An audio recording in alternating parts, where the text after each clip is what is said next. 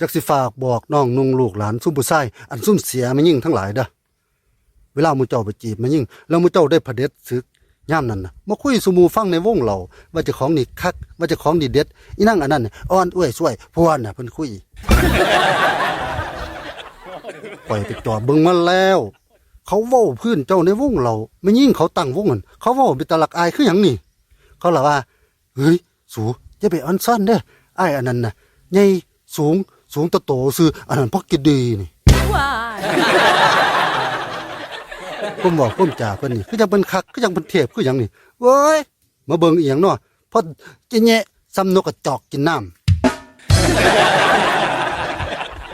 แล้วบ่พอสิเป็นอีหยังย้อนแล้วบ่เก่งคือความเว้าเพราะเปเพราะได้แก้คันนี่ว่าสินอนแก่กี่ดังอยู่กูเลยคิดลิตนซาดเล่ากูเลยทำท่าออนเอเล่ดิ้นท่านพ่อ3 วิเรียบร้อยได้บาดนี้มูเจ้าฮะข่อยนี่เป็นผู้ชายคือกันข่อยได้ยินนะข่อยอยากอายแทนพ่ออยากมุดดินแกนหนีพุ่น